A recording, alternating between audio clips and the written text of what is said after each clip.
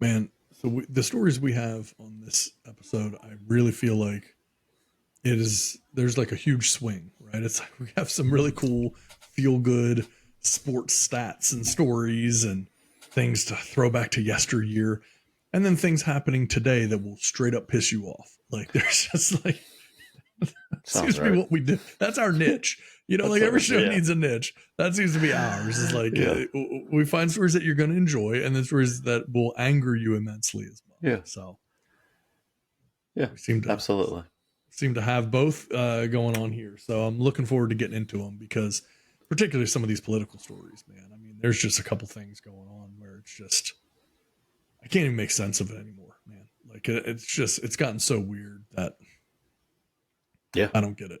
Absolutely. No, it's yeah. It's just too much sometimes. Sometimes it even aggravates you even talking about it. Yeah. Yeah. Yeah, it's like our job is to break this stuff down for people. Like last week, man, we got freaking fired up last week. We did. Last week's episode. And, tonight could happen. It could happen again tonight. Will happen. Doesn't take much to get me round up and roused up. Get the blood pressure medicine ready. All right. Well, if you're ready, I guess we can go ahead and jump in and just get this sucker started. All right, let's do it. All right, man. T-minus 10, 9, 8, 7, 6, 5, 4, 3, 2, 1, 0, and liftoff.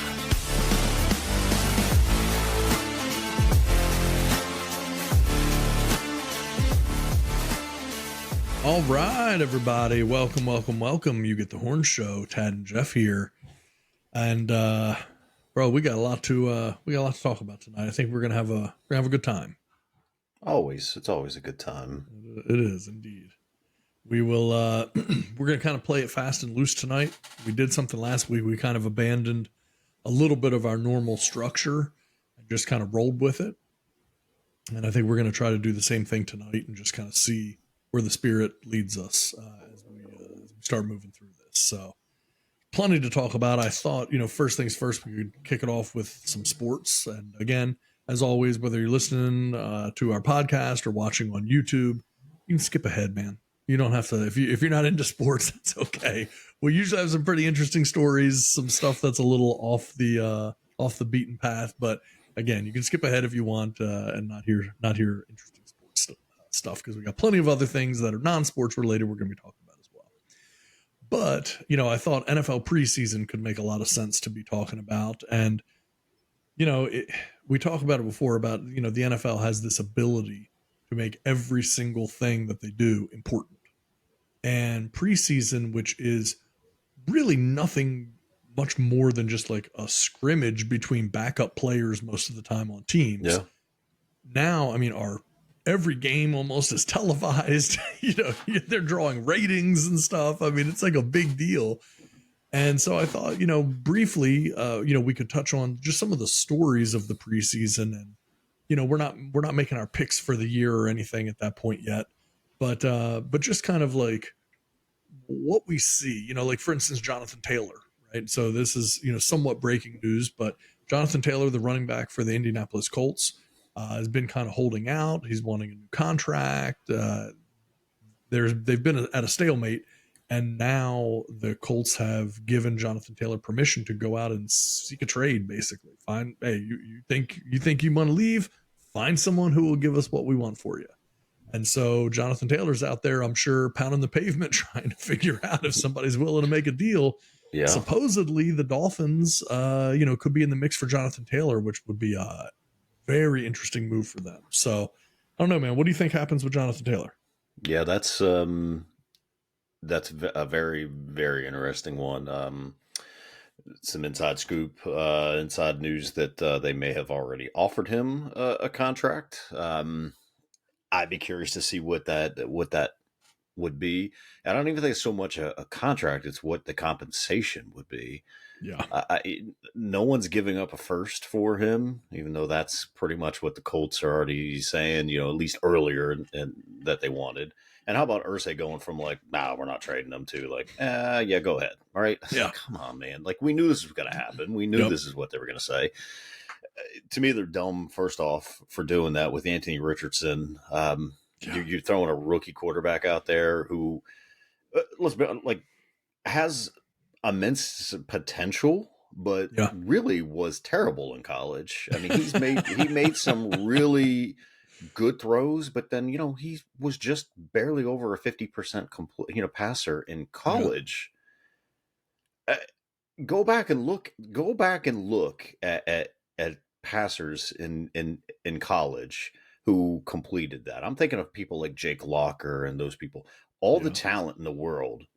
But if you can't complete passes in college, I don't know how you're going to do that in the NFL. It doesn't get easier. No, I'm probably going to be wrong, right? I mean, but I'm just looking at like what the facts are and what history says. It doesn't bode well. So, and then especially when you're throwing him in there first year, I mean, there are people that are that he doesn't have that opportunity to to watch and learn under anyone. Is he going to learn under Gardner Minshew? No, of course not. Right? I mean, no. Well, and they're also very different quarterbacks anyway. So that's part the of it as style well. is completely different. So not only are you throwing this guy out here first year who was not a good college quarterback, now you're taking away stability and Jonathan Taylor, the guy who could just right the ship, the guy who could pick up that extra block. The guy that can run, give you, he averages over 5 yards a carry. He can give you that 5 yards. So now you're at 2nd and 5 instead of 2nd and 8. Yeah. Right. So you have that stability there. Now you're putting Anthony Richardson in a position to succeed. 2nd and 5. Now you've got all sorts of options, right? So now you've got that run option. You've got the pass option. I just feel like it's a complete disservice to him. But I don't know. I guess getting back, and I got a little off track there, but I think just getting back to Taylor and compensation for him, I don't know any team that's given, like, we talked about this, would you do 2nd and a 3rd? No, that's too much for me. I mean, even though I guess maybe sometimes I feel like I talk out both sides of my mouth because I feel like running backs should get paid a lot more. If I'm a GM, what would possess me to give up a 2nd round and a 3rd round pick, or even a late 1st? For me, it's a 3rd that's a conditional 2nd with playing time, with achievements, playoffs, whatever, right? I mean, that's what I'm looking at. Is that enough for the Colts to bite and say, yeah? Do they have a choice at this point? You just backed yourself in a corner. That's the like, big you didn't need to. Yep. Like, just quietly go about it. Field calls. Hey, are you interested in trading? Yeah, of course we are. We have, this team, that team. But now, like, you're letting him go out there and try to find someone, and everyone knows now you're trading him. That's so right. Why would they give up anything of value? So unless there's a bidding war for him, which I don't know, maybe if it came down that it was known that the Bills and the Dolphins were both trying to get him, then I could see either one of those. I think the Bills are doing themselves also a disservice by not trying to get one of these major running backs. That's my opinion. I feel like the Bills have gone as far as they're going to go with that current unit, and they need someone like that, someone that can eat up 5 yards a carry, someone that you don't have to rely on Josh Allen for running for 6, 7, 800 yards. You have that stable running back that can be the workhorse when you're up in games and you're not having to throw. You're not having to kill do the clock. Yeah. I feel like they're doing a disservice by not doing that. But I don't know. What do you think? I don't know the market for him. Sure, there's a lot of teams that probably would want a Jonathan Taylor, but are you going to give up anything of great value plus give him $15 million a year? Because I don't know that he's going to do it he's not going to play and sign a contract with you for $8 million a year. Right. It's got to be, it's got to start with a 1, and I'm guessing at least a 3 after it. I don't think anything less than 13 million a year gets that done, and I feel like it's got to be somewhere in that 14 to 15 million range for him. Well, it's got to be, right? Because I mean, what did Saquon sign for? 15? Something like that, yeah. Yeah, so I mean, if you got a Saquon Barkley signing for 15 million, Jonathan Taylor isn't looking at it thinking I should make less. He's looking at it going, okay, well, I've been pretty healthy and I've been very productive, and that part's going to be interesting. You know, they did. I have this up here. They just came out with a poll of NFL executives. Albert Breer, I believe, Albert's with NFL Network, right? I think he's with NFL. Yeah, I think so. Yeah. I've seen him on there, so I assume he is. Yeah. Yeah. So I was going to say Albert Breer with NFL Network, but I didn't want to attribute him to NFL Network unless I was sure. But either way, Albert Breer. So he polled multiple executives in the NFL to ask them what they thought a package might look like. And across the board, they do not believe that the Colts will get a first-round pick for Jonathan Taylor. He asked them how much Taylor is worth with a trade with the new contract involved. Because again, he's on last year of his rookie deal. Then they got to get him signed to that new deal. That's a whole, whole thing too. So one AFC general manager said you'd trade a second-round pick for him. Another AFC executive said a third and a fifth. An NFC executive said package in the value of second or third. So it sounds like one pick, a second or a third. Another AFC executive said a third or a fourth. Another NFC executive said a second or a third, but less than the Christian McCaffrey trade. A third NFC executive said maybe a day 2 pick, which is like, wow, well, sure, if you could get that deal, I think you'd want to do it. Well, okay, day 2 though these days is second to fourth, or second and third, right? Because now you yeah. I was thinking, I think you're right. Yeah. Okay, so maybe still second or a third. And then someone else said a third. Someone else said a second. Another one said possibly a day 2 pick. And someone else said a fourth that could turn into a third under playtime conditions. See, that's where I'm at. I think I put out there, like, would you take a second and a third on our group chat? I think I said a second and a third, didn't I? And then you came back and said, no, like a second and a fourth that could move up to a third, again, with incentives or production. So I think a third and a fourth, but the third could be a second with, I mean, I think that's probably fair. I would think so, especially when you have to pay him. That's the big thing is, I don't know. I don't know why the Colts just don't try to mend this fence and say, look, all right, here we go. Let's just do a 3-year deal, 30 million guaranteed, something in that neighborhood. Come on, he's worth it. He's 24. He's worth that. The only thing I can come up with here is this the Colts planning to sign him, but allowing him to realize what his value is in the marketplace? We talked about that. To get him to take that with Lamar. Is that what happened with Lamar? Right. I mean, you still signed him to a massive, massive contract. True. No doubt about that. But it wasn't that 235 million guaranteed as the starting point or talking point. So, I mean, it was still a lot of money. But it's a lot of money. But I think as of right now, he's already fourth highest guaranteed money, and that's only going to continue to drop. His place is going to drop. I mean, we haven't seen Joe Burrow sign yet. Justin Herbert did sign. Herbert got like 50 million more guaranteed than Lamar Jackson. I mean, it's a massive swing. So, I just think as you look through that, the thing that I don't understand, unless there's something we just don't know about how the Colts feel about Jonathan Taylor, the only other part of it is that the running game that you would have the ability to have with an Anthony Richardson and a Jonathan Taylor. I mean, think about what the Ravens did. We were just talking about Lamar, right? You paired Lamar with a really strong running game. And that RPO and everything else, man, it's so hard to defend because you have a quarterback that can take that ball and be, faster and more elusive than anyone else on the field. and you have a strong running game, and as long as you have a good offensive line, the ball is going to get moved, right? And you look at the Colts and you go, man, don't you have the exact same situation? You do. Like, don't you have the maybe a lack of huge, like big name wide receivers, but you have You still have Michael Pittman. Yeah. Yeah. I mean, you still got good receivers. And then, so you look at the running backs and you go, okay, so if you have your Jonathan Taylor and then you have Anthony Richardson, like, man, I just feel like you'd want that. Like, that's what if you're Jonathan Taylor, you've been waiting for a legitimate quarterback. And if you're an Anthony Richardson, you're going to be helped a lot by having a legitimate running back.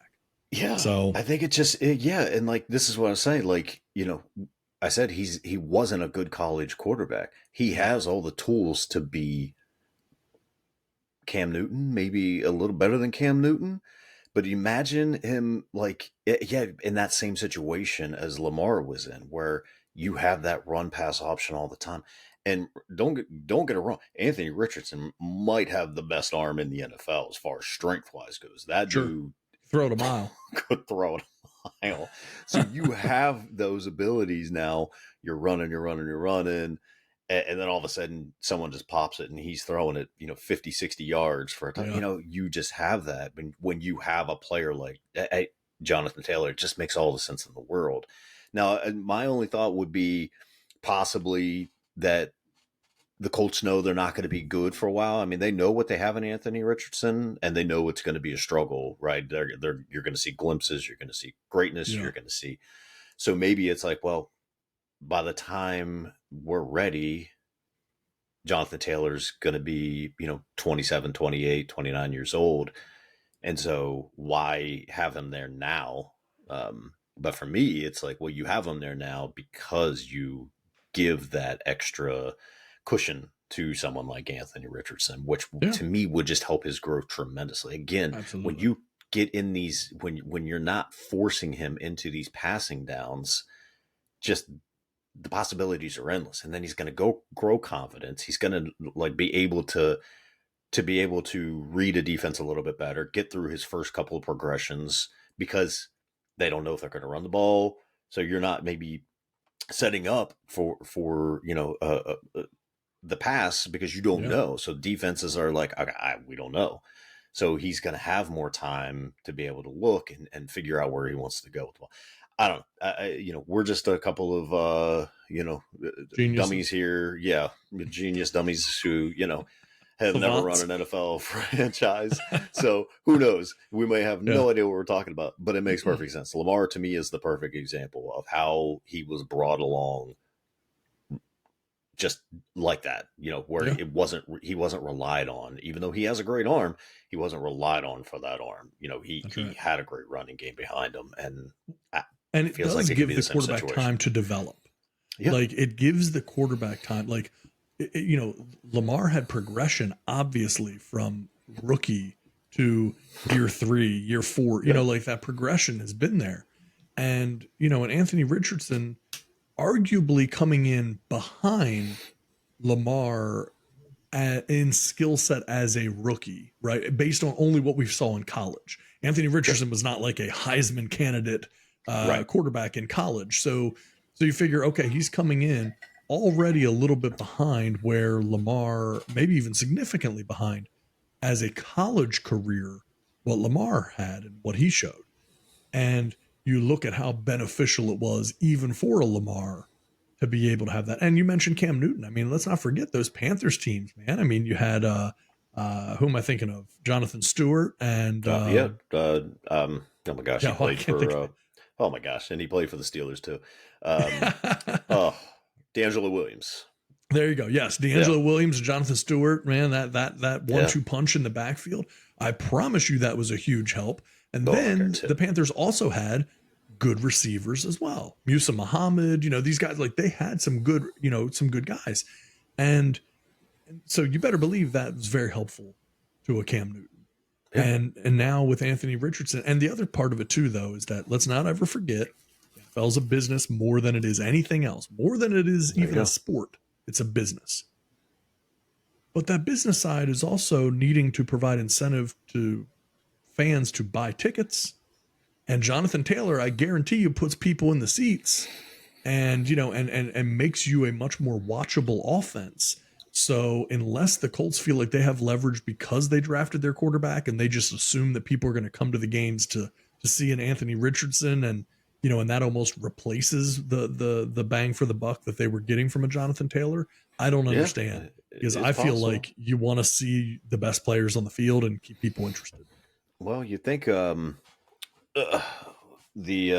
Jim Irsay would have the extra money now, being that whale that he was going to ship ended up dying, so he's got an extra $20 million, I guess, laying around here. So maybe you use that whale money to pay your star running back.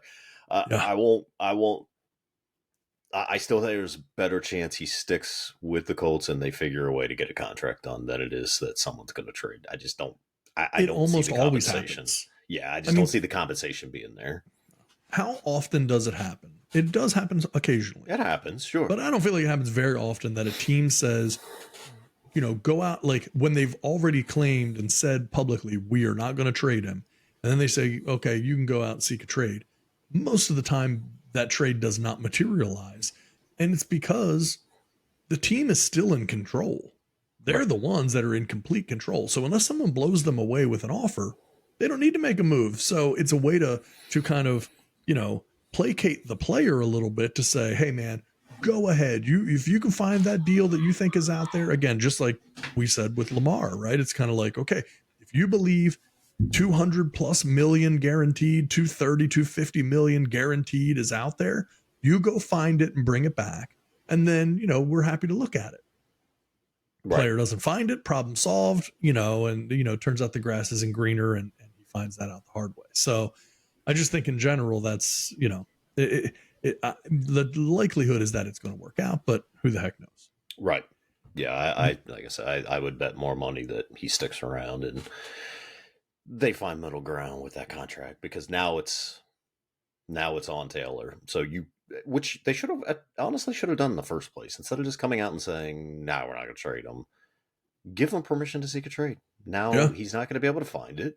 And now you come back and now you find common ground and you give a little, they give a little, and here we are. Lamar situation all over again, right? So speaking of Lamar, and we've talked we brought Lamar up here a few times, but can you think of a more impressive useless record that just got broken than the Baltimore Ravens 24 game preseason winning streak? To me, it's such an impressive record. We're bitter rivals.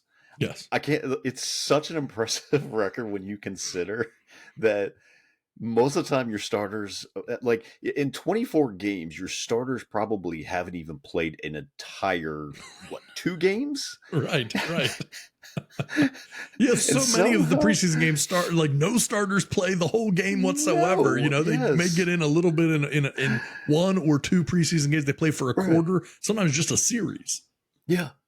And you've won 24 straight. I don't know how many games I would watch, and your first string, second string wins the first 3 quarters, and then the fourth quarter comes in and the other team just has a better 4-string, team than you do, and you end up losing by, 5 when you're up by 14, whatever it might be. But it's a useless, pointless record, but it's so impressive that we're able to win 24 straight preseason games. Like, that'll never, ever, I can't imagine anyone approaching that. No, because the current record holder now for active streaks is the Raiders with 6. So that gives you an idea of what a disparity it is. And now you have to play. You're only playing 3 games now instead of 4, unless you're playing the Hall of Fame game. Yeah. And so, how long would that take? Like you're looking years. Like you're Jimmy Garoppolo probably isn't even going to be there by the time they would get to that 24th. Preseason. Yeah, I mean it's almost a decade. It's almost a decade now. I mean, so the Ravens' last preseason loss had been in 2015. So, 8 years. you look at that, it that's seems so insane. It's just stupid. Yeah. But it's such a pointless, it's such a, like, it means absolutely nothing at all. Clearly, Right. I mean, it's not the Ravens are winning, Super Bowls after Super Bowls, Right. going undefeated. But it's so impressive. But it just, I was sitting here today trying to think of, like, what other, like, record it could be more impressive but less meaningless than something like that. Like, I don't know that there is anything out there in the sports world that could be more impressive than that, but yet not mean a daggum thing. No, it's the equivalent of like a Major League Baseball player having a home run streak during batting practice. Right. It's just like, it. Hey man, for 15 straight years, this guy has hit home runs every day in batting practice. It's like, well, no one cares. No one's trying, like no one's trying to strike him out. True, but who else has hit home runs every day for 15 years? That's exactly it. It is. And the only thing I'll say about it is, I think in general, you always want to be a winning organization. Sure. And, there are differences in how teams view the preseason. And I do think in general that the best teams, if there's a competition at all, we want to win it. Will we risk injury? Will we play? No, of course, obviously, it doesn't matter who it is. If it's the Ravens, if it's the Steelers, if it's, any of the great teams out there, they're not going to, take it too far. But it means something. It means something, and you want a winning culture in an organization. Yeah. Because I promise you, who doesn't care about winning preseason games at all? Bad teams. The Arizona Cardinals, they're not worried too much about winning preseason games because they think it doesn't matter, right? And so it's like anything else, right? It's like the little things, help you with the big things. And I do think I would imagine if you're coming into an organization as honestly, I was going to say as a rookie, but maybe even as a free agent. But when you come in and you realize like, oh no, they're serious about winning. Like this isn't a joke. Like we're not here to have fun. Like we're winning games. That part of it is what I think is probably meaningful. But yeah, in terms of like, it was hilarious because, Washington running off the field as if they had just won the Super Bowl, literally like holding the kicker up in the air and all of this stuff. They played their starters for the entire first half. Yep. And they were going against third and fourth stringers, mostly of the Ravens. And they still needed to kick a field goal at the end of the game to manage to win. And then they act like it's a huge thing. So it's kind of like, the thing that struck me was leading up to it, and every year you hear it because as the streak goes on, more and more people talk about it. The team never goes out and tries to make a big deal out of it. People make a big deal out of it. Sure. So then it becomes like as if the Ravens are bragging or something like that about having won all these preseason games, which they never have. So then suddenly it becomes super important to manage to beat them. It's kind of like this useless thing that means nothing to anyone. They're carrying the kicker off the field on their shoulders. Oh, Joey Sly. for managing to do this. And so it's kind of like, okay, no, it clearly means something to you if you're that happy about ending that, that streak. So yeah, you're right. It's an interesting, of course, obviously I didn't want to see it end, but not because it mattered in the grand scheme of things. It's just like when you have that type of a streak going, you want to see it continue to happen, So But yeah, that's a fascinating story. And, I'll tell you, there are a couple other things that, that people that have kind of gotten lost in the shuffle, I feel like a little bit in the NFL right now. Josh Jacobs is still holding out from Raiders camp, right? So nothing's happened there. We clearly already talked about the Jonathan Taylor situation. As far as I know, both Kareem Hunt and Leonard Fournette are still free agents. And we have Austin Eckler unhappy with his deal with the Chargers. I mean, some of it's about getting paid, obviously. And in some situations, it's just trying to figure out what role do some of these folks have? I mean, Dalvin Cook just signed with the Jets. But I mean, if you look at just the sheer volume, and that could be part of it as well for the Colts, it's just like, hey, maybe do you swing a deal for a Josh Johnson or something and not keep Taylor? Do you take those picks and then parlay them into something else if you could trade Taylor away? Do you bring in a Kareem Hunt or somebody like that and say, hey, he's no Jonathan Taylor, but if we could get, a third and a fourth or a conditional second or whatever, and then move a Kareem Hunt in there, maybe you look Did he not go there? Who was it that went to try out for the Colts and then didn't sign? He did try out. That was Kareem, right? He did, and then he didn't sign, and then he was talking with the Saints, and he was back and forth. So I'll verify, because he may have signed with the Saints, and maybe it just missed my radar, which is certainly possible. Yeah. No, as of 5 hours ago, he's still unsigned. Yeah, he is unsigned. So, so you look at that and you think, okay, man, like, what is going on? That a guy like Kareem Hunt, again, he's not the absolute greatest in the NFL, but a darn good running back in the grand scheme of things. And, there's a quote from Kareem Hunt here saying, I'm just being patient. I've had some things come up, but right now I'm enjoying my time with my family. I'm training and working hard and just staying ready. I'm not frustrated at all. It's going to work itself out. Right now, I'm just here to enjoy time with my family and show these kids a good time at this football camp. I know it's all going to work out at the end of the day. Yeah. So now I will say this: I hadn't heard this originally, but it was reported back in April that the Cleveland Browns, where of course Kareem Hunt played last season and the past couple, said that they believed that Hunt was slipping in terms of speed, and that's why they decided to move on from him. And so who knows? Maybe someone else feels the same way. I mean, he had 3.8 yards per carry last season, which was down 1.1 yards per carry from the season before. Yeah. So, who knows, right? But my point is just that there's a glut of talented running backs out there. And Kareem Hunt is a guy who could still end up with Denver, could still end up in Miami, and again, potentially, with the Colts or somebody like that. So, because right now the backup for the Colts is Kenyon Drake.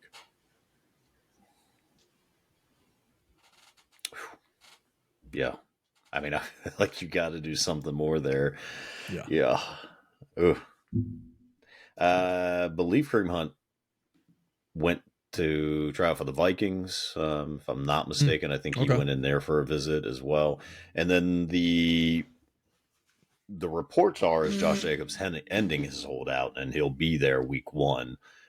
I haven't heard that from Josh Jacobs, right. But that's the report, is that he's going to end the holdout and report. Now, of course, I think the first thing you're going to think of is a pulled hamstring. I swear that's going to be exactly what happens come week 1. I just feel like it always happens when these guys hold out and they come in. First thing that's going to happen is a hamstring is going to pull, because they're not. You could say you're staying in shape, but you're not playing tackle football playing shape. So you're not playing tackle football. Right. You're not getting beat up. You're not getting, it's just not the same thing, man. You can work out, you can run, you can do all those types of things. But yes, injuries find a way of coming around. So anyway, I mean, I do think the running back story is going to continue to be there. And previously it was who's going to make money and how. Now it's who's going to even have a job and where. So, that's kind of turned into its own thing. And then I think, obviously the Jets and Aaron Rodgers, that whole thing, man. I mean, just now with Dalvin Cook on that team. I mean, look, if you set aside the fact that they're the Jets, that's a daggone talented team. I mean, just looking at it from a roster perspective. Yeah. Yeah. So, I mean, that is a team that could really be a contender. Again, set aside for the moment that they're the Jets, and that we really, as much as people say that they like Robert Saleh as a coach, we know absolutely nothing about Robert Saleh and his ability to actually coach a winning football team. Now, he hasn't had to yet because they haven't been a good team, so no one expected anything of him. But boy, it's going to swing the other way now, because the pressure is going to be on Robert Saleh. Because the only unproven thing on that team practically at this point is him. I mean, if you look at the running game, proven. Quarterback, proven. Wide receivers, obviously, with what we saw last year from Garrett Wilson, proven. Not to mention some of the veterans that came in as well. So, I mean, every position basically is set up and has proven themselves other than the head coach. So, Salah's going to have the pressure on him to make something happen because the general manager for the Jets, Joe Douglas, went into that role from the Ravens, built that team very quickly into something pretty daggone good. And how long do you think the Jets and Woody Johnson are going to want to wait if you only have 2, maybe most optimistically 3 years with Aaron Rodgers? You're not gonna let that go and just hope that Robert Saleh figures it out. If things fall apart this year, right, it's very hard to stay with him because you're on the clock. Yeah, exactly. I mean, they bring in Rodgers' old OC, so I mean, they're doing a lot there, and I think you're right. They, it's one of those they're all in at this point, so. They're going to be an interesting team to watch. Rodgers had a not good year last year, so we will see if that was just an anomaly. But that was definitely not a Rodgers-esque year for sure. No, agreed. It was not. So, there's. I mean, the Jets have pressure on them for the first time in. I don't know how long they have actual pressure on them for the first time since Rex Ryan's, second, third year with the Jets when they were going to back-to-back AFC championship games. That's probably the last time that team really had legitimate pressure on them to perform. So, absolutely. Yeah. And then, the last thing I'll touch on really quickly on the, on NFL stories is folks holding out. This has been very under the radar for surprising to me, maybe just because it's still so early. But separate from Josh Jacobs holding out, you've got Nick Bosa holding out, Chris Jones. We know Zach Martin just got a new deal for Dallas, but he was holding out as well. So, I don't like it's very strange, so I'm not sure what's going on there. What are your thoughts? Yeah, I mean, Bosa's really one of those like under the radar kind of holdouts that you're not seeing. So, I mean, the season's quickly approaching. So I don't know. I don't know what gets done there. You got to think they're going to work something out with that. I mean, I don't think you're going to want to go into the season without him. So. Yeah. I mean, maybe you can go week 1 without him, right. And maybe get him back week 2 after the Steeler game. So might be good. Buy a little time. You're saying just keep it going, out. And you know what? Just hold out. Let them know how much they need you. Just hold out for a week. So smart. Got to play it safe. Yeah, better safe than sorry when it comes to that stuff. That's right. So yeah, but I mean, Bosa's show them your worth. Yeah. I mean, Bosa is a huge name. So I mean, what can you do in that situation, right? They got to make it work with him. I don't know what's going to happen there. I really don't. But it'll be interesting to see. I think we just got to wait and see what happens. But he's going to be a huge part of what happens with that team. So I think. Oh yeah, no, I mean, and it's really going under the radar holdout. Really, I mean, it's not something you hear talked about a ton. So, I don't know. Yeah, it's pretty fascinating. So he's such a big name, and Chris Jones as well. So I just think we'll just have to kind of continue to see as things develop there. But I haven't heard much on the Chris Jones front either. So I don't know. Yeah, I'm not too sure what his current status is on that. I mean, as far as I know, he's just not planning on playing. But half of these guys want to hold out to avoid. See, if I was a veteran, that's exactly what I'd be doing. I'd be holding out every year. Just so I don't have to play in the preseason. Yeah. All right. You know what? I sacrificed for the team. I'm here now. That's it. Yeah. So these guys don't want to have to do training camp and do all this stuff anymore. They absolutely have to. So absolutely. That's funny. All right. So, I think that covers it for NFL. I had a couple little baseball stats I wanted to throw out there that I saw that I just thought were pretty fascinating this week. And some of these are current, some of these are older. But, we were talking last week about Jamie Moyer, pitcher for the Seattle Seahawks, and we had a long career. I saw a stat the other day, a few stats from NFL, again, from us, or I'm sorry, Major League Baseball from us growing up, that time period, and one Mr. Greg Maddux, one of the absolute best, most impressive pitchers that there has ever been, and a dude with such control over pitching the ball. It was incredible how he could just paint the corners of the plate. Yeah. I mean, the dude was a low or high 80s fastball pitcher. Dude wasn't blowing you away with 100-mile-an-hour pitches. That dude just painted corners. I mean, it was a thing of beauty. I would say probably top 3 pitchers I've ever seen of all time. Yeah. I don't know. Just amazing.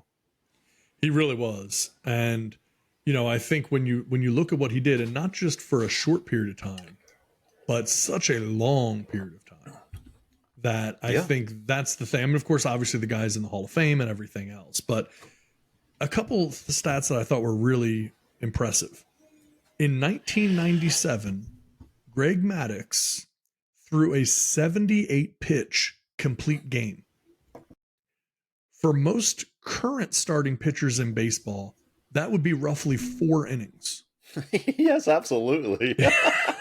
He threw 63 strikes and 15 balls in a 78 pitch complete game. Oh, that's funny. Yeah, you guarantee that is literally a 4. Yeah, I mean, pitchers aren't going more than 6, 7 these days. I mean, yeah, it's unbelievable, and so then I was looking at his 1998, Greg Maddux 1998 All-Star stats. Now keep in mind, the All-Star break is halfway through the season. Okay. Mm-hmm. He had pitched 146 innings, so he led all of Major League Baseball in innings pitched. In 146 innings, he had given up 111 hits, 17 walks, and had 115 strikeouts. Wow. He had more strikeouts than he had given up hits in the first half of the season, even though he had pitched more than anyone else in baseball. So he had a 1.54 ERA at the break and had only given up 5 home runs in 146 innings pitched. And mind you, 98 was it was probably the top, the height of the steroid era as well. Mm-hmm. So, absolutely. I mean, you had guys just jacking 50 homers like it was nothing, and this guy's giving up 5 home runs. I mean, it's just dominant pitcher. Well, I mean, so think about it like this, right? As a pitcher, what's the worst count in baseball? Oh, 3-0. 3-0, man. Yeah. And so, and it's crazy to think, because again, 3-0, right? It's 3 balls, no strikes. You're either going to walk him or you've got to put something over the plate as a strike to try to stay in. So Greg Maddux faced 20,421 batters in his career.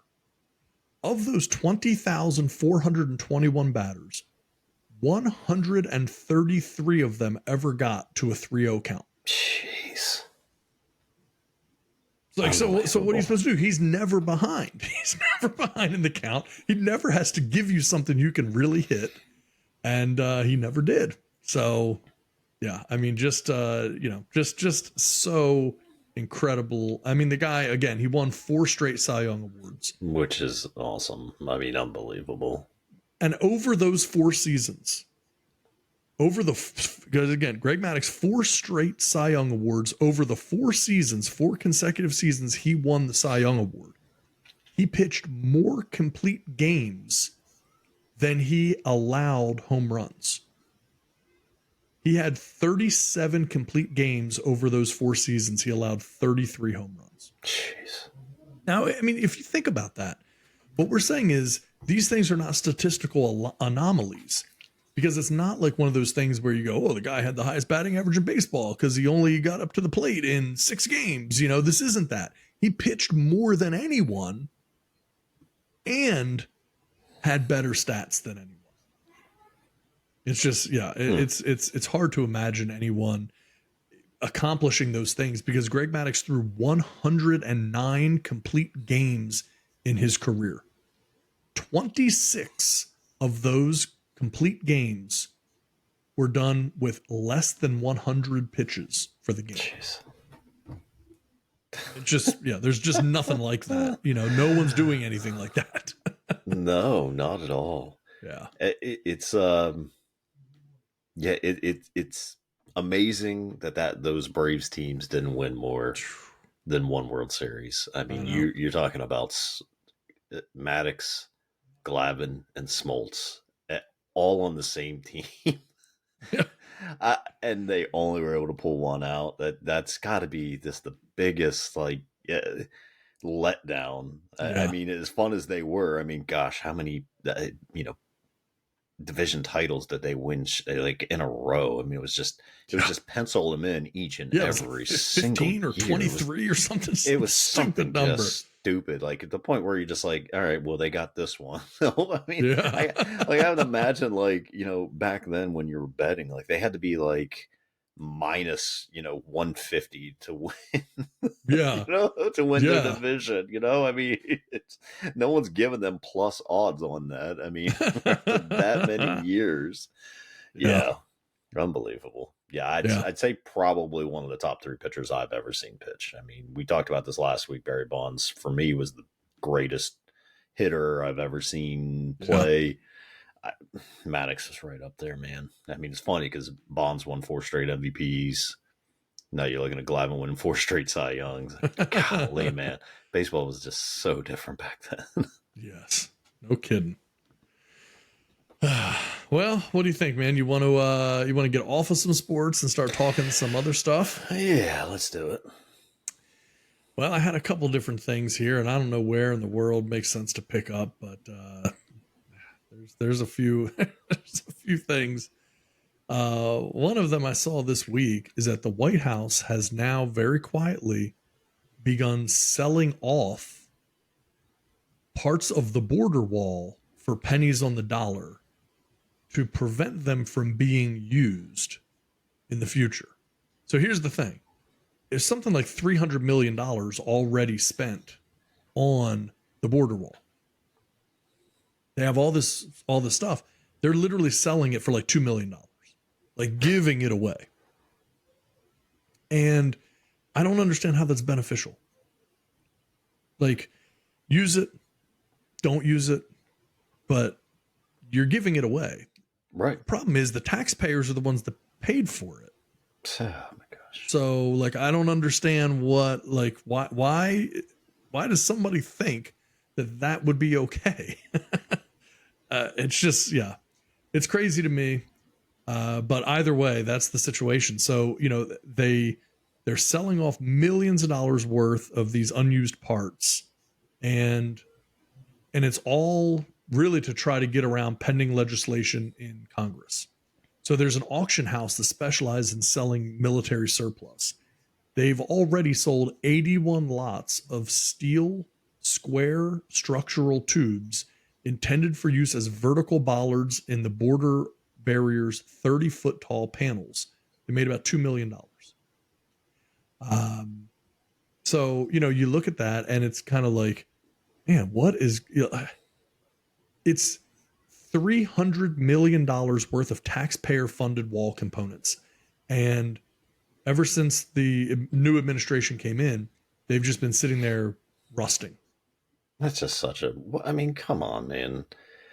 Uh, I mean, I guess he came in and said he wasn't, that we're going to stop doing this, and then meanwhile, just like all these people coming in, I just, I don't know what the right answer is on it, but my goodness, like there's our money being used. First off, like we're using taxpayer funded money. Now you've got $300 million worth just sitting there rusting away. They're trying to pass an act in Congress, the Finish It Act. Like, hey, either use it or give it to Texas. Let Texas figure out what to do with it. And now you're just quickly selling it off for. I mean, I can't even be pennies on the dollar at this point, right? I mean, it's probably less. It's got to be like, safe moon on the dollar. Some bizarre crypto. Poo coin on the dollar. It's just ridiculous.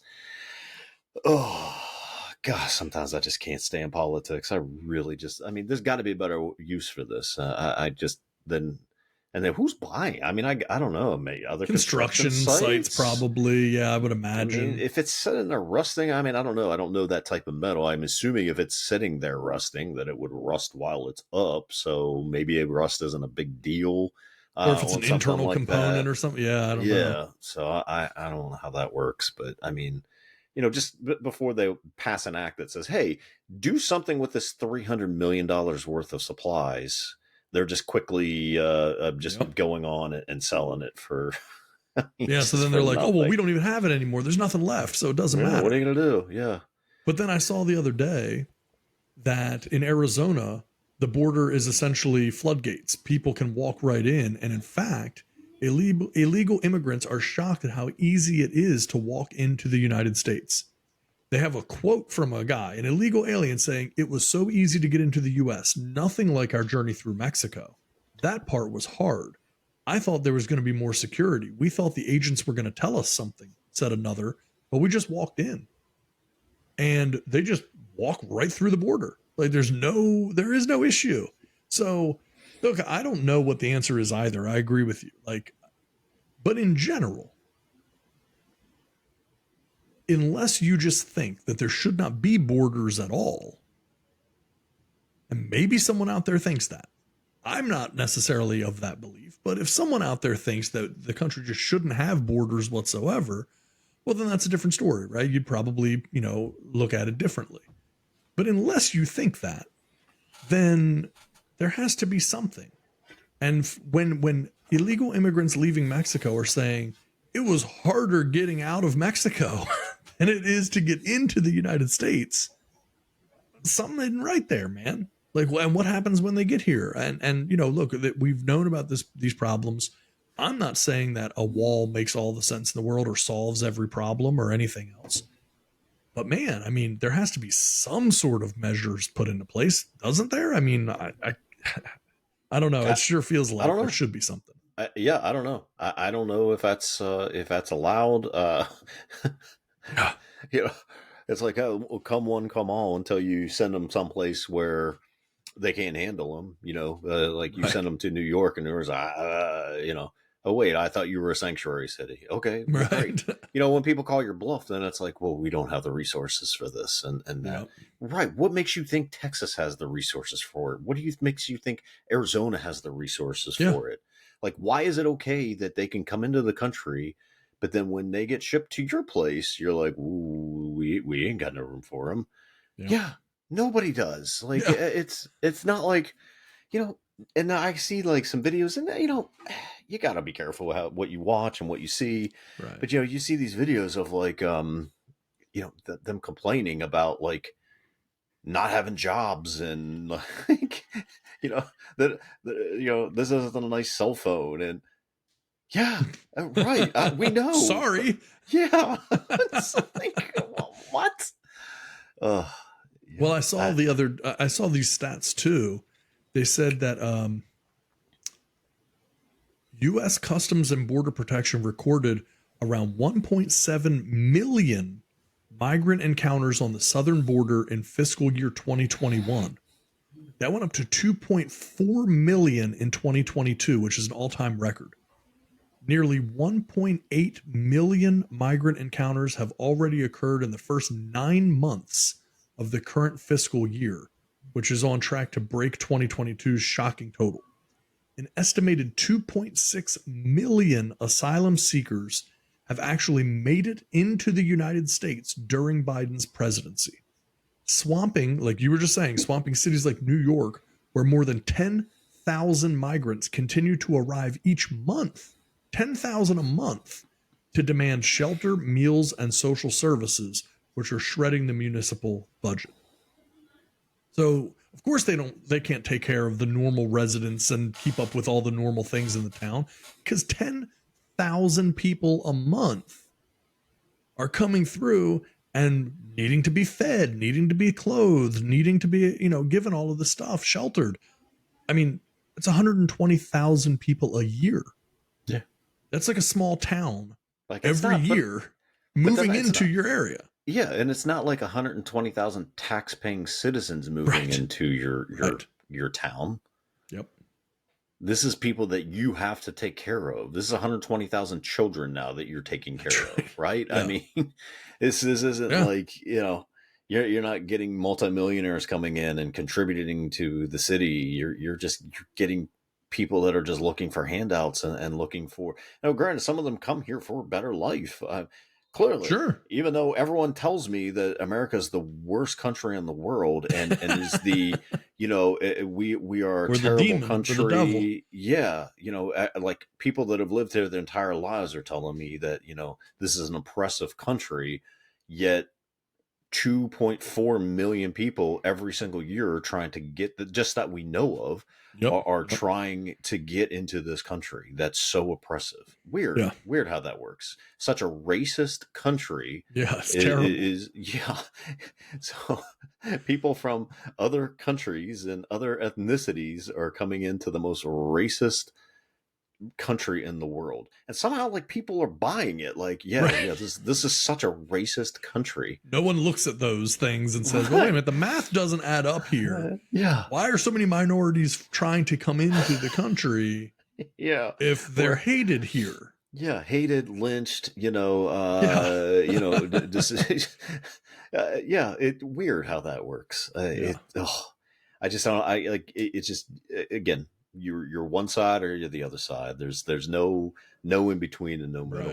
Right. I feel like, America's been that kind of a country, right? I mean, it's not like people outside of Native Americans inhabited this country.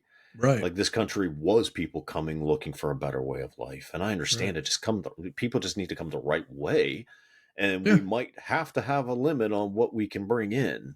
Yeah. We can't just take every single person that wants to come in here. I mean,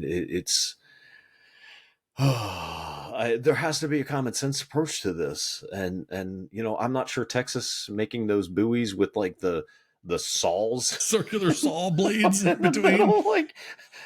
That might be a little overboard, possibly. Yeah, maybe. But see, there it is again. Like, people on that side are like, that's what we need. We have to keep them out, bruh. Like, we can't be putting circular blades in the middle of the water, right? Hoping people like don't try to get through there. But they're still going to try to figure a way through, and probably just really maim themselves, right? But there has to be. But then if they do make it through, now they're injured and we got to hospitalize them and take care of them and everything else. So it's like, damned if you do, damned if you don't. Who thought, like, let's just put big saw blades in the middle of these two big looking balloon things? That'll be a good idea. Yeah. Like fish don't swim in there. Like, they don't get caught up in this stuff. Like, right. They're like, I don't.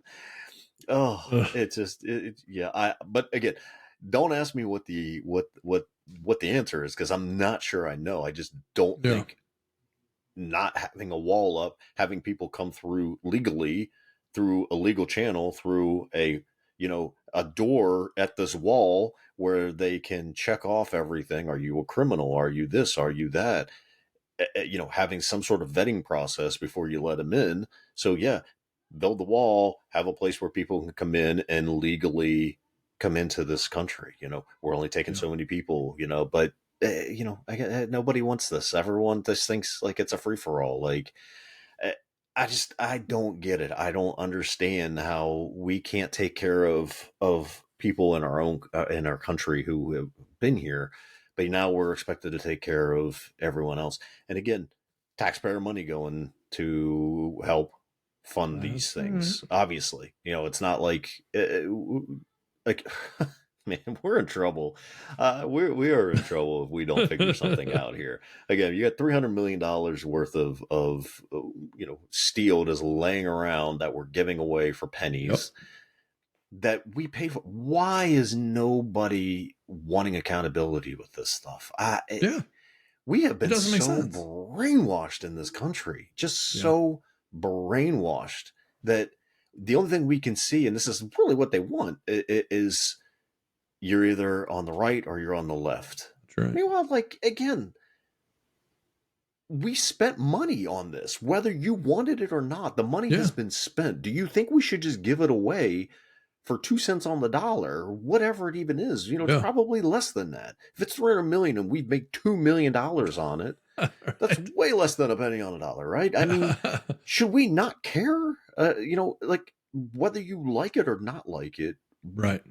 Shouldn't there be some accountability? Why are we giving this away? Who was buying this stuff? What are they doing with it? No, it's incredibly stupid. And the other thing too, I saw the other day that of course, obviously we talked last week and these horrible, fires that happened in Maui and the destruction that's happened there. And, unfortunately our president took long, way too long to be able to go and actually visit. FEMA was giving $700 away to people who had lost everything, including in some horrible cases, their loved ones. And you get $700. And so they finally, like the other day, they passed like a small aid package for the residents of Maui. However, they put it in a bill that was going to have them sending another billion, 2 billion, whatever dollars to Ukraine. And so if you didn't pass that Ukrainian aid bill, you were saying no to helping the people in Maui.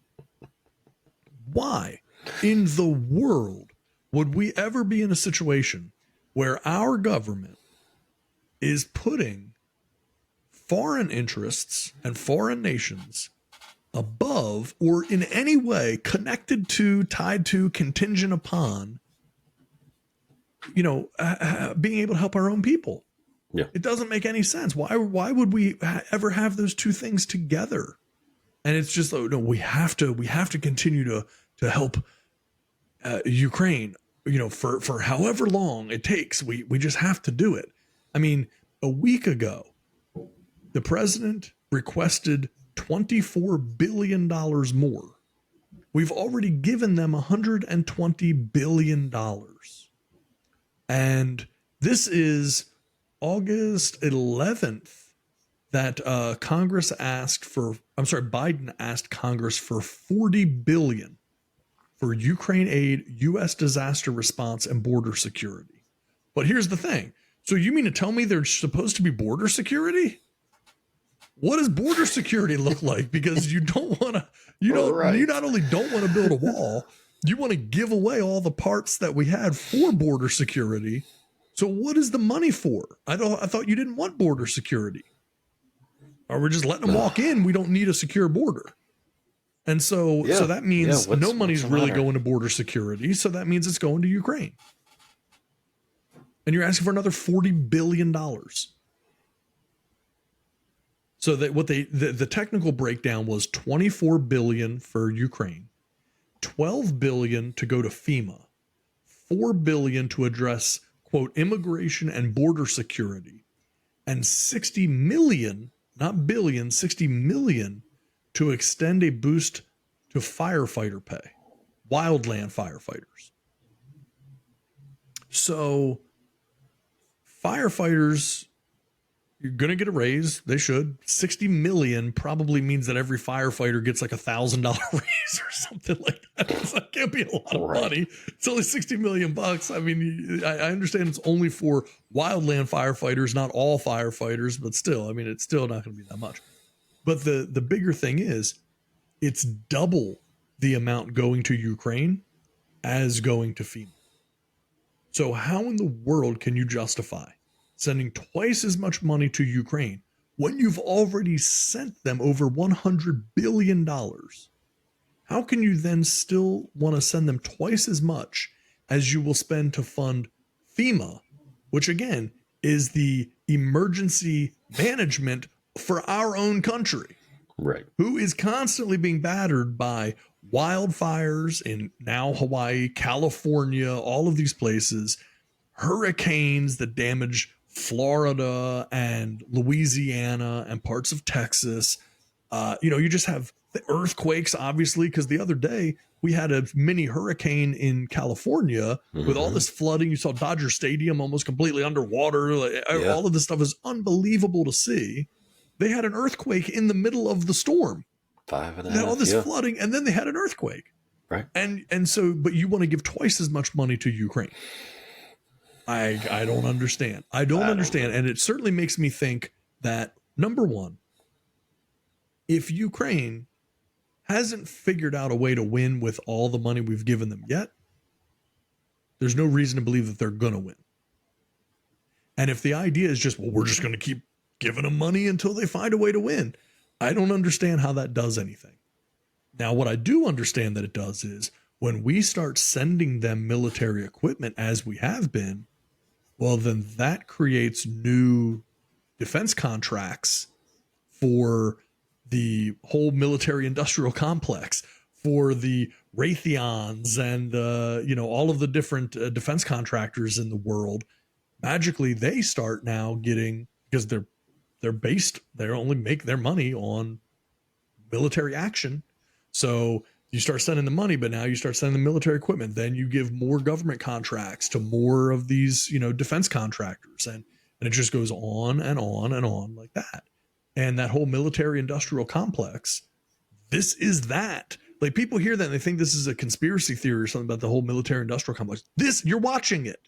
This is what's happening. This is you observing it in real time and not caring or paying attention to it. That this is what we're doing. And then the only other thing I can come up with is that we also are trying to flush excess money out of the U.S. economy because we printed so much of it during COVID. We flooded the market with inflation and everything else. And now it's basically like we got a bucket and we're bailing the water out of the boat, right? It's just like, hey, we got all this excess money. Let's just give it away. None of it's real anyway. So let's just give it all to Ukraine and let it burn there, and whatever happens, happens. Right? I honestly can't come up with anything else. Yeah. Like, those are the only two things I can come up with is, okay, I understand why we would send the military equipment because we're going to benefit from that as well. And outside of that, why would we ever send them money? Like, what do you need money for? Wouldn't you only need military equipment? You're fighting a war. So you're not slapping people with $100 bills. Like, you need military equipment, right? So it's like, I need tanks, I need radar, I need jets, I need, all kinds of military stuff, guns and ammunition and everything. What's the money for? Right. They did an investigative piece a few years ago. I'm not saying it was accurate, but a very acclaimed investigative journalist, Seymour Hersh, did all this digging. This was pre-Ukraine war of the last year or so. That said that the Ukrainian leader there, Zelensky, had embezzled over $100 million in U.S. aid. And a little bit later, there's a Ukrainian war, and we start sending him lots and lots of money. I don't know what that means. It seems weird. So that's all I can think of with that stuff. I don't know what you have. No, I mean, I think you hit I mean, what else could it be? I mean, I get protecting our interests. That's good. But as you said, like, okay, send tanks, send military, send people over, can we not be trying to barter a peace deal here, peace treaty? Can we should we not be working on that? Like maybe let's do that. Let's send our allies to go and try to broker a peace deal between these two instead of continuously fighting a war that apparently is just going to be never ending. And then a war that you don't even know like what's really happening, because you see these videos and supposedly, they're in Kiev and they're partying at a pool. Yeah, they're at the pool, they're suits. drinking and hanging out, they're having a great time. I'm like, what war is happening right now? Where is it at? Is this like, is it like, California and, I don't know, Oregon are fighting each other and we're over here on the East Coast. Like, right. Yeah, everything's cool. Like, is it like that? I don't know. I mean, I don't know the whole geography over there, but I would think if there's a war going on that's so severe that we're sending billions upon billions of dollars, people probably aren't having a good time hanging out at the pool. I can think of almost zero bathing suit photos from the Nazis invading Poland.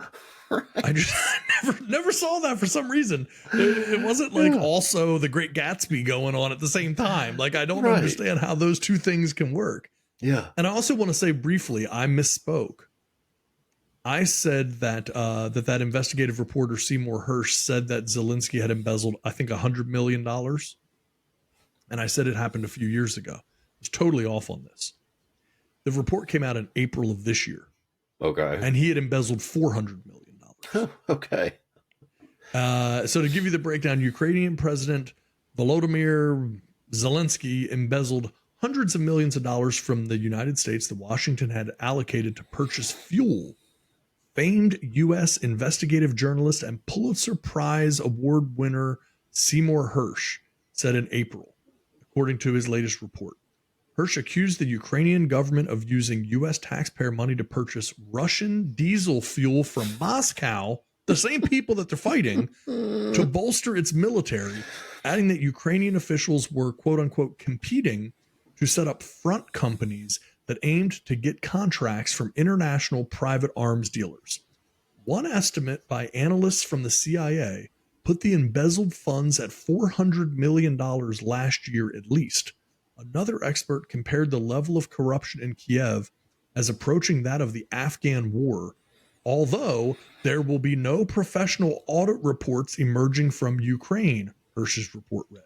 Now, we know for a fact, because we've reported it on this very show, even though you may not have heard it in a whole lot of other places, that the U.S. government had voted no to the idea of auditing or in any way keeping records of what the money is being spent on that we're sending to Ukraine.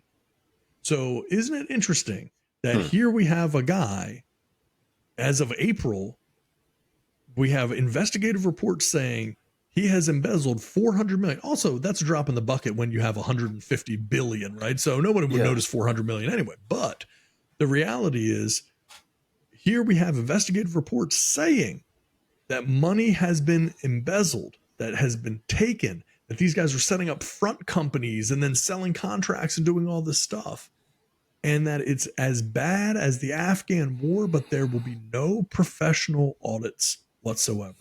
We know there won't, because the government of the U.S. didn't want there to be. Yep. So they're giving away hundreds of billions of dollars of U.S. taxpayer money, and they don't want anyone to be able to know where it's going or why it's even being given. And now, as the support has started to kind of cool off a little bit, I think people are kind of tired of the whole Ukrainian thing. What happens?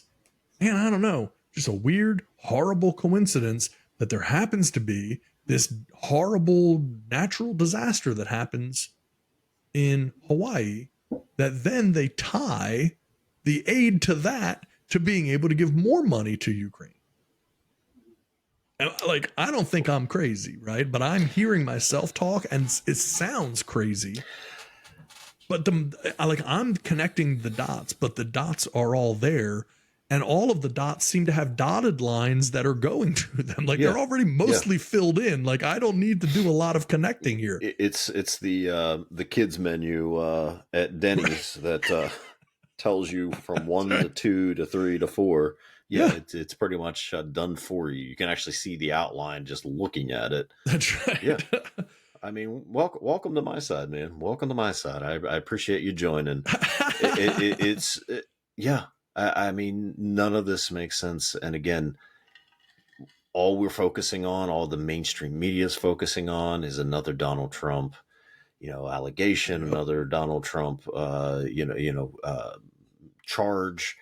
That it always seems to be, every time something happens, there's another charge that gets added to Trump. And I'm beginning to believe that now he's part of this. Like he is just the scapegoat for all the stuff that that he's, because I'm like, he's like, sure, pin it on me. What the hell do I care? It's not affecting me. How does all this continue to happen? How does every time something happens, someone did a timeline of it? And again, you got to be careful. You're reading Twitter. You don't know if it's true or not true, Right. but it's like someone had a timeline of like literally days. Something major happened. There was a Donald Trump charge. Something happened. Donald Trump. Like just it again. I guess I could have looked it up. I looked at it and was like, I full heartedly believe it, because you just want to distract from all this stuff. Yeah. But where is our media? Where are the people that's supposed to be our voices and speaking for us and investigating this stuff? They're going along with all this stuff. Yep. Yes, there might be a really, really, really good reason why we should be fully invested with Ukraine, and we should be, providing them this money. I guarantee, though, no matter how important it is, it shouldn't be more important than taking care of our own people. It should never. Particularly when you think about the number of people that we're talking about as it pertains to the Hawaii situation. I mean, like anyone who spent any time on Maui, it's a tiny island. Right. It does not have that many people at all. And we're not even talking about the whole island that, was affected by this. So, it's insane that you would tie those two things together. And it's insane that we end up in a situation where you can't do anything about it. I mean, to give you an idea, in the latest U.S. Census Bureau, the estimate for the population of Maui County, Hawaii is 165,000 people. 165,386 people. That's Maui. Yeah. How in the world can you sit there and not be able to just write them a check immediately to start getting things resolved? Yeah. How can you take time to tuck it into a bill for Ukrainian aid? Yeah. How could you do that? Yeah. And how could you waste valuable time doing it? This isn't even something I'm really putting on Biden, because Biden can only go off of what what's already written in, which is $700. But where's Congress? Why are you tying this to anything other than let's help these people out? Yeah. This does, it's like, well, if we do it for one, we have to do it for everyone. Okay, let's figure it out. Yeah. Figure it out. Maybe if we had an extra $100 billion, we could do it for everyone. Yeah. Right. I mean, we're giving away hundreds of billions of dollars. So the idea that we just don't have it in the budget. Well, you have it in the budget if you want it in the budget. Yeah, that's exactly it. Because if you'd asked 3 years ago, hey, do you think we'd ever bother to just pump 100 to 150 or more billion dollars into Ukraine in case they got into a fight with Russia? You'd think, no, that's insane. Why would we ever want to get in that? Why do we want to make an enemy of Russia? And why do we want to deal with all of this stuff? Oh, well, yeah, here we are. Yeah. Here we are. And could it be that we want to make an enemy of Russia because it will eventually justify us going in and taking over Russia like we did Iraq and some of these other countries, because Russia happens to have a massive amount of the world's oil supplies? And so if we could lure them into a bizarre fight like this, that it would justify us taking it further and eventually taking over. I don't know, but we've done it. The model's there. Yeah. I mean, there's a reason we went in and literally took over Iraq and put in our own guy. Not that he was any good, but we figured out, hey, this is what we're going to do. We've done it before. So wouldn't this just be on a bigger level? And why else would we do it? It's because you get, you and I know this, right? You play poker. There's something called being pot committed. And what pot committed is, I've put in too much money at this point to fold. Like, no matter what, I'm in now. Like, I'm all the way in. So if I put this much money on the table, I got to play the rest of this hand out. So even if I don't have that many more chips, I'm pot committed, man. I'm all in. Like, I got to ride this thing out and see. Well, what is the U.S.'s version of pot committed when it comes to Ukraine? What is the U.S.'s version of pot committed when it comes to dealing with that problem? And if that problem is Russia and you feel like you're pot committed, what are you going to do? I don't know the answer, but there is that scenario. But how are we as a country, or how are we as citizens, not saying, okay, how much is enough? Like, when does this end? How is this going to end? How much longer are we going to just keep sending $1 billion, $24 billion, $10 billion, $5 billion? Much longer are we going to be like, yeah, keep sending it? We're not doing anything. If nothing's happening, what are we doing? Again, no. If it's so serious and we're so concerned about the Ukrainian people, because I see that all the time, well, we need to do both. That's, we need to help our people, but we also, we stand with Ukraine. Let's put the little flag up in our Twitter bio. Okay, let's stand with Ukraine. But what is giving them money doing? What is this helping? How much longer are we doing this? What's the end result? Is the end result Ukraine takes over Russia? Is the end result that Russia backs away and says, hey, we're sorry? What's the end result? Yeah. So, okay, great. You want to support them. You support our government giving billions upon billions of our money, of our taxpayer money, to another country to help them because they're our ally. But for how long? How long are we going to put up with this? What if this goes on another 10 years? We're good with that? Like, citizens, people are just good with, at that point, sending $1 trillion, $2 trillion, because that's probably what it would add up to another country? Like, okay, what are our leaders doing besides just sending money? Like, oh, hey, sorry you're losing this fight. Or, hey, this is a good stalemate. Here's some more money. Okay, well, why are we on the phones? Are we on the phones? Are we talking to anyone? Are we trying to get other countries involved? Like, hey, we need to figure this out, instead of just continuously giving money away. Yeah. Again, maybe money isn't necessarily just dollars. Maybe money is tanks and artillery and things like that.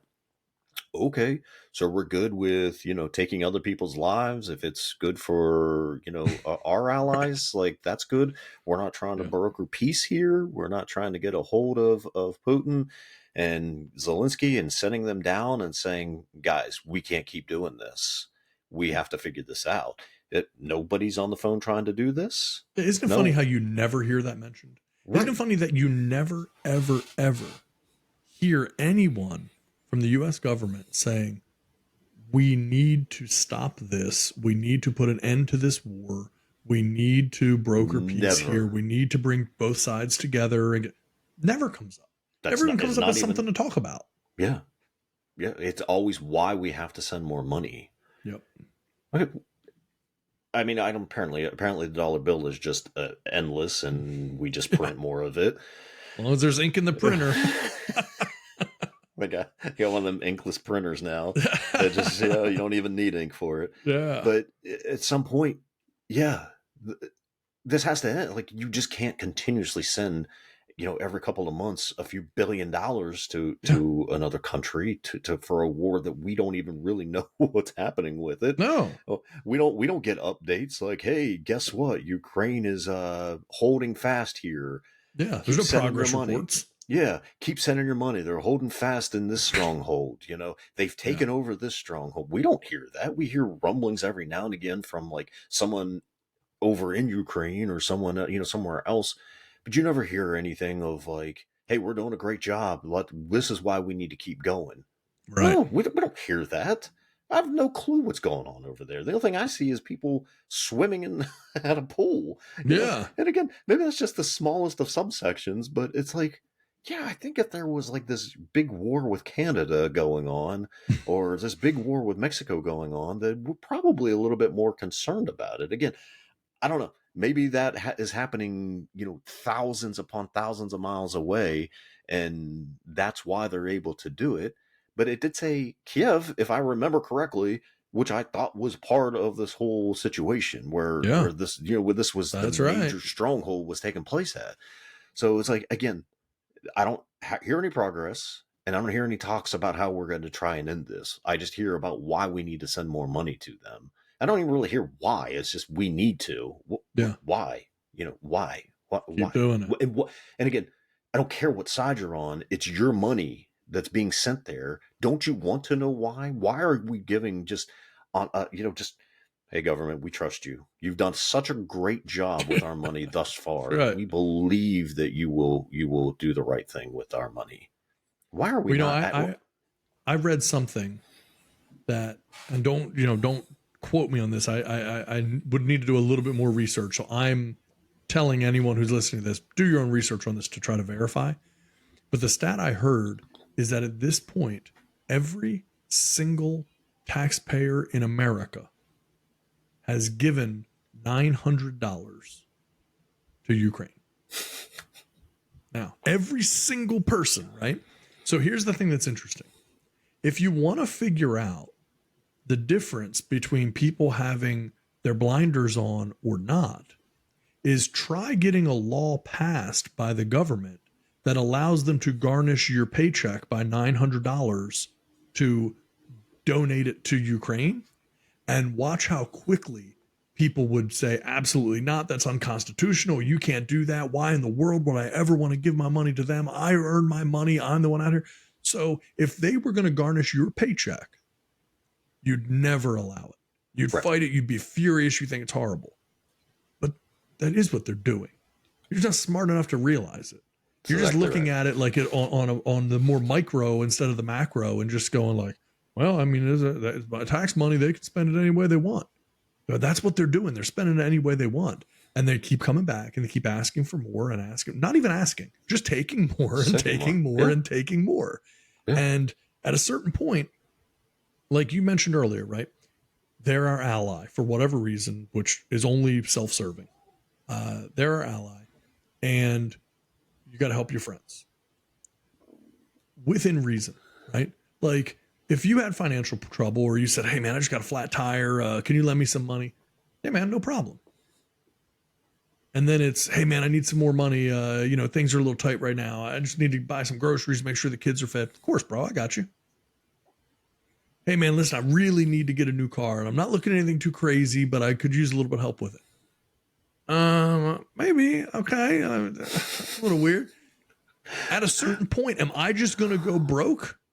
Right. Propping you up? Am I going to take out a second mortgage on my house to be like, well, hey, he's my friend. He needs help. What am I supposed to do? No, at a certain point, there has to be a tipping point where like your interests have to start coming ahead of the person that you're helping, no matter how good of a friend, because otherwise the only thing that happens is you have two broke people, you and the other person. Yeah. Instead of you helping that person, you're becoming that person. That's exactly and that's kind of like what this is looking like. It's like, sure, we're friends, but how far is that supposed to go? Am I supposed to lose everything? And I don't know where that line is, but clearly it isn't 100 billion and it doesn't show any signs of being 150 billion. So I don't know where the line is that we're going to cut off. But I'd be willing to bet in my own little mind's eye on conspiracy theory here, that a big part of this is to burn through a lot of the inflationary money that was printed during COVID and just tipping the scales the other way. Could be wrong on that. That's just, I have not seen that anywhere else. It's totally just my own thing that I came up with. No clue if somebody may hear that and just say, that's ridiculous. And here's exactly why. And they may know so much better than I do. But I do know that it was like daggone near to the day when COVID started ending that Ukraine started fighting. And then magically you start running, all of this money and just pumping, not trying to solve the problem, just basically letting them continue to fight. I mean, you're funding the fight at this point. You're a fight promotor. You're not trying to fuck a peace. You're a fight promoter. This is bum fights. This is you're just got two countries and you're like, have at it. Yeah, have at it, guys. Yeah. And so it's just, the whole thing is just so insane. And when you look at how money's being spent on our shores in our own country, where we're giving away things that have already been spent, money on as far as border security. So we're giving away all of the parts that we spent $300 million on for the border wall. We're giving them away for nothing. But we're requesting billions of dollars for border security. But what is that security going to be?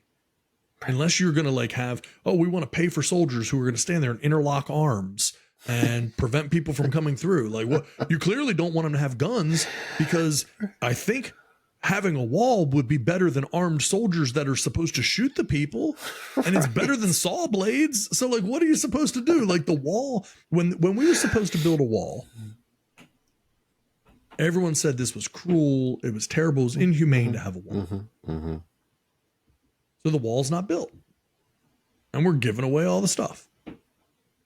But we do have legit, and for people, you brought this up, and for people who haven't seen it, because I had seen it, but some people out there may not have, across like the Rio Grande and some of these other bodies of water where people would pass, they have these big, round, orange, like big plastic balls, basically. Yeah. That are like, if you've watched like, there's that show, it's sort of like American Ninja Warrior, but one of those Chinese shows like Splashdown or something. Wipeout. There you go. Yes. Yeah. So it's like these type of things, these giant balls that like you can't climb over. They're too slippery. They're in the water and everything else. And so in between, picture like a pearl necklace, right? Like a big ball connected to another one. And in between, they have like these big blades, right? They don't spin or anything, but they're big blades to prevent people from climbing in between, right? So that was allowed. That's what was allowed. The wall was not allowed. The wall was not allowed. But the thing with giant saw blades, that was in the budget. That was allowed, right? Yeah. And so it's kind of like, okay, so building a wall is cruel, but we don't want everyone to walk in. And we need to spend billions of dollars in border security, but why do you need border security if you're letting them walk in? Yeah. So I just don't understand what we're trying to do here other than burn through money. I just don't see anything else. What else could it be? I don't know. I mean, do we have money to burn through? Like, I know we printed a bunch of money, but are we just giving away the printed money? And somehow that's like making... Well, I think you just pull this, you get it out of the circulation, basically. I'm sure it's not the true printed money, but it's like balancing the scales of saying, okay, well, we printed $200 billion of more money during COVID than we had ever pumped into the economy. So let's get rid of that equivalent, and it should balance the scales. I don't know. Again, this is just my own mind. Yeah, that's kind of the way. If it works that way, I maybe, I don't know. I don't know. Well, we'll give that money to another country and let them figure out what to do with it. Like, can we just give that to the people in Hawaii and all these other places that have been devastated? And here we go. This is how we're gonna blow through this money. And I don't know, man. It's just so jacked up and messed up. And what's more jacked up and messed up is not that our government has done this, because our government always has done this, right? They've always tried to figure a way to be self-serving. They don't care. Like, everyone's a liar. The government is like a used car salesman, right? Yeah. No matter how good of a deal you think you get, you walk away feeling dirty and feeling like, they still somehow got me. So this isn't nothing new. Yeah. It's just, we used to have, newspapers, and we used to have, these massive TV stations and these, massive channels that would ask the hard questions that, and we don't do that anymore. Are we just tired? Is everyone just tired? Like, you're going to do what you want to do anyways. Like, I just don't have the energy for this, Like, and I think there's too much news. I think there's so much news all the time that people don't even know, like, what to believe, what not to believe. Nothing seems outrageous anymore. You're just constantly inundated with news, what they call news. And so it's just kind of like, okay, well, there they go again, and it's something like to complain about, at the dinner table or something, but that's it. Yeah. It's just, and I'll tell you, I found this thing. Now, this keep in mind, this is not even the most current. This is from last November. As of last November, we had given a total of $68 billion. And the White House had just asked for another $37.7 billion, right? So we'd be taking it to $100 million at that time. This that I'm looking at is from the Center for Strategic and International Studies. Okay, so pretty reputable thing here. They're doing a breakdown of how the money gets spent. So far, meaning as of last November, Congress had passed at that time 3 aid packages. The first was in March of 2022 for $13.6 billion. That was tacked on to the massive $1.5 trillion omnibus appropriations for fiscal year 2022. Then in May, they passed another $40 billion, and that was a standalone bill. Then in September, $13.7 billion, and that was attached to the continuing resolution. That was designed to provide aid through December, and then Congress would consider full year appropriation bills. Okay, so whatever. Let me get through all that boring stuff to say this. They give a breakdown of what the aid is for, and it is fascinating. So they say, okay, well, the first segment is military aid to Ukraine. So what is military aid to Ukraine? Well, there's 4 elements in military aid. Short-term military support. $17 billion as of last November had been given for short-term military support. This includes the transfer of weapons, both U.S. weapons and those purchased from allies. So not all weapons are even coming from us. Training of Ukrainian military personnel, and intelligence sharing. Much of this funding flows through the Ukrainian Security Assistance Initiative, which acts as a transfer account. Technically, the appropriations cover only the backfill equipment sent to Ukraine, not the equipment itself, but the two have been closely aligned. So what's that mean? That means we're giving them the money to buy the equipment. We're not giving them the equipment in that part of it. Then there's long-term military support, $10.4 billion. This consists of money that Ukraine can use to buy new weapons, mostly from the United States, but also elsewhere. The problem is that these need to be manufactured, so there's a long delay. As a result, this likely funds post-war rebuilding the Ukrainian military, not current operations.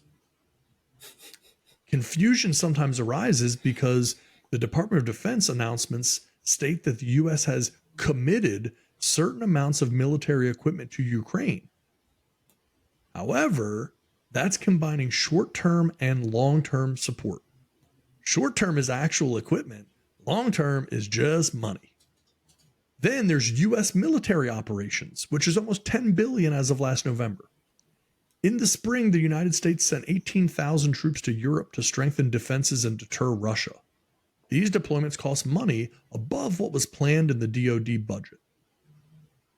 But then separately, you also need DoD general support, over $1 billion. That covers a wide range of activities, some barely related to Ukraine, but to prepare the Department of Defense for future conflicts. Then they say, how long will it take to spend the $68 billion that has been enacted? You want to know what the answer is that they gave? A long time. Jeez. Congress appropriates money called budget authority, and then the executive branch spends the money called outlays. That can happen relatively quickly, as in the case for funding for personnel where money goes into paychecks that get cashed almost immediately. Money for operations also gets spent relatively quickly as the agency buys supplies and transportation for immediate use. However, procurement funds for equipment take many years to spend out because the government pays the supplier incrementally as the work is done. So here's the thing. This independent study said back in November that $68 billion would take years to spend. We have more than doubled it Since then. in the 10 months since then. Yep. How could that happen? And it's still not enough. It's still going to have to be more. Yep. It's just bizarre, man. It's bizarre. And anyone who sits there and observes it and just thinks that this is like just, hey, man, we're doing all good stuff. It's the most insane. aggravating thing. It's the most aggravating thing. And again, maybe we are, but someone's got to explain it better than what it's being explained. No one can tell us what's going on, what's happening in the war, who's doing what. Again, If you were to keep us up to date on this and tell us this is why we're doing this, nobody knows. You're just, and then the people that just blindly are saying like, yeah, we have to support Ukraine. Yeah. Okay, great. Again, great. How long? What are we doing? Where's the money going? And what are we doing to try and stop it? Because nobody should want continuous war. Yeah. So who's stopping it? Who's trying to stop it? What are we doing to try and stop it? Yeah. Yeah, exactly. What have we tried that has failed? Yeah. Setting money aside to be used later is not stopping anything. What are we doing to stop it? Because I would think our government would want to stop spending our money on a war that we're technically really not even involved with. Yeah. I mean, I guess we are, as a proxy at this point, we're giving money, again, now we're just taking off Russia. So is that what we want to do? Right. I don't know. I don't really here's see the why thing. we'd want to fight with any country at this point. Isn't there a possibility that if you just went right from the beginning to Russia and you said, look, man, we want this thing to go away. We will write you a check right now for $100 billion to just go back, respect the border here between Russia and Ukraine. We'll give you $100 billion. I'm not saying that would have solved the problem. I'm not saying that Russia would have accepted it. But wouldn't that be the strongest attempt and something that we could at least point to say, look, we have tried. We went to Russia and we, again, for ourselves, like said, we will give you $100 billion. We're just doing that for Ukraine. Ukraine's not doing anything. Like they're not having to fight a war. They're not doing anything. We've said we will pay $100 billion just to make this go away. Let's just put the toothpaste back in the tube. You go back. No fighting has to happen. Yeah. But you don't do that. No. So there has to be reasons. I don't know. Yes, what they absolutely. Are, no, it's insane. I mean, it all comes down to money. It all comes down to power. It all comes down, like, that's how everything comes down to. And to think otherwise is so naive. I don't see how this makes us look stronger. I think this makes us look really dumb, to be perfectly honest. But again, I don't know enough to I guess to authoritatively speak on it. But in my opinion, this doesn't make us look strong at all. Like, we look dumb. Like when Zelensky is like going on the Oscars and stuff like, don't you have a war to be fighting? Like, how are you taking time to be on the Oscars? Like what? What doesn't make sense? No, we look stupid. Yeah. Whatever. All right. We're not going to figure this out in one episode, but it's going to take at least 2 or 3. Yeah. I mean, it'd be nice to have someone on, I guess, that maybe really knows a lot about this stuff and can really maybe they're, like I said, maybe there's legitimate answers to all this stuff. And then, I'm okay to have my mind changed. I'm not, like I said, we're asking someone to make it make sense for us. Yeah. Like we're hoping for that. Yeah. To the point where you're like, yeah. And then maybe we can just spread that around to other people and say, right, yeah, this is why it's important, but no one's told me why it's important. No one's told me how we're going to try to stop it. So here we are. Yeah. Well, it's about that time. I think we've rattled on long enough for this. We could keep going. There's plenty more to talk about. There's plenty of things happening in the world, but we're not going to drag this thing out too much longer. I think we've covered enough. We're asking the right questions. We're not maybe the right people to ask the questions, but no one else seems to be asking them, or at least not asking them in the way that we are, that I've heard at least. Right. And then, actually been able to ever come up with a legitimate answer. So, we kind of are where we are. So what we'll do is this. We'll get ready to wrap up here. I have something that I thought would be very, very fascinating to end with. But before I do, did you have anything you wanted to touch on before we wrap up? No. Nope. I'm good. So I saw this the other day. This is something that across the board, you don't even necessarily give any thought to something like this, or, how something like this would come about, right? We all have there are things in the world that you just don't even give any thought to, right? They've always been there. They've always been done a certain way, whatever the case may be.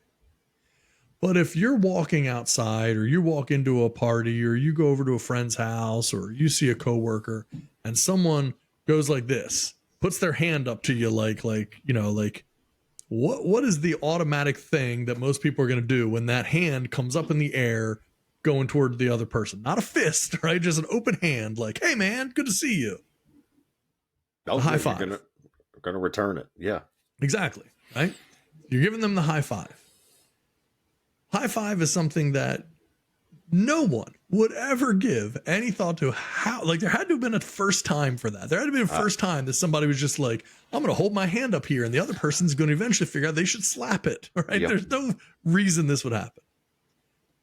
Well, in reality, the person credited with creating the high five is none other than former Major League Baseball player and manager Dusty Baker. What? So we're saying the high five is no more than 50, 50 plus years old. I mean, Dusty's probably in his late 70s, early 80s, I'm guessing at this point. Yeah. So he is. Yeah. The high five's only about 50 or 60 years old at this point. Because we'll assume maybe he started it when he was in the majors in his mid-20s. So I've got the news for you. Here's the deal. Dusty Baker, of course, had a long playing career and has, been a very successful manager and, Sure. all of these things in the majors, right? I mean, he's the real deal across the board. Dusty Baker was originally drafted in the 26th round of the 1967 Major League Draft by the Atlanta Braves. Now, Okay. it's a little different than today, but as a general rule in any sport, if you're drafted in the 26th round, expectations aren't super high for your career. No. Dusty Baker went from being a player for many years to a manager, has had great success. So clearly he really outperformed as a 26th round pick in the 1967 draft. So he had kind of a quiet first 4 years in baseball, but he really came into his own in 1972. The 1972 season, Dusty Baker hit 76 RBIs in 127 games and had a .321 batting average. That is almost irrelevant. It wasn't until 1977, 5 years later, 5 years after Dusty Baker really was considered a successful player, that he really changed the game. And not just the game of baseball, but the game of life. After hitting his 30th and final home run of the year, Dusty Baker crossed home plate where he was greeted by the outstretched hand of Glenn Burke, who was in the on-deck circle. Dusty Baker slapped Burke's hand, and the rest is history. Although not many people know it, Dusty Baker is largely attributed to popularizing, if not inventing, the high five gesture in modern sports. And this was what year? This was in 1977. 46 years ago. Yeah. 46 now years again, ago. Don't know for sure that he was the first person to ever do this, but minimally, it was much more popular. And oh my God. There happens to be photographic evidence of this historic moment in time. There it is. There it is. The first high five. So for anyone listening on the podcast, go to our YouTube page and bring this video up. Fast forward to the end, and you will be able to see this picture. But it is quite literally Dusty Baker having his hand out and another guy with his hand out, and they're still maybe 5 feet away from each other here. They're kind of coming in because you got to figure the first one's going to be very awkward. First one's going to be awkward. They're sizing each other up. They're each coming in for the first high five heard around the world, and you can see the crowd there in the background. Everybody's watching with anticipation. No one knows what's going to happen here. These What two is hands are happening? hurtling toward each other as Are they- professional athletes. It's crazy. Are they going to slap each other? What is happening? Why would they slap each other? Are I they thought they were angry? friends. They're teammates. So there you have it. There you have it. That is so funny. So if Dusty Baker did not invent the high five, he minimally popularized it. And after that, people on the team started doing it. And then next thing you know, it started catching on and more people started doing it in sports. And then fans started doing it. And then now the high five has taken over. I guess we'll have to break down how they got the name High Five. Because I guess you're high and it's the five. Yeah, I'm holding my five fingers up high, I guess. fingers, I don't know. you know, high. I'm trying to get five. Dusty Baker on the show. See if he wants the credit for that or not. Yeah. Like, would he? Does he take credit for being the creator of the high five? Yeah, did he name it? Did he like trademark it? I mean, it seems like he probably could have gotten some good money on this deal. You'd think. So. And look, just so that nobody thinks that like this is just some, like bizarre like thing I'm making up or anything, because I am not. I will show you something else to show you how prevalent this is. Dusty Baker manages the Houston Astros. Here's the Houston Astros. Happy National High Five Day. Fun fact, Dusty Baker invented the high five. That's on the Houston Astros Twitter account.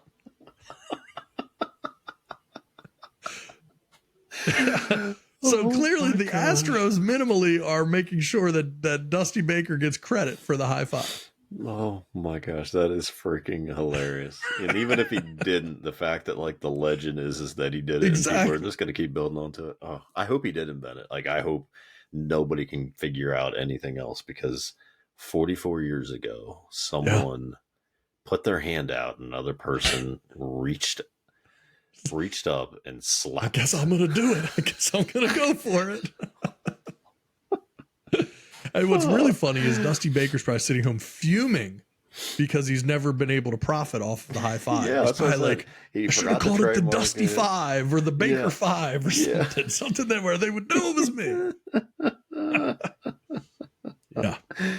Oh, that is fantastic. Yeah. So I thought that was a cool way to end the show there. So, next time you see your friends out or somebody at the job does a good thing and you want to give them the old high five there, give a little thought to Dusty Baker.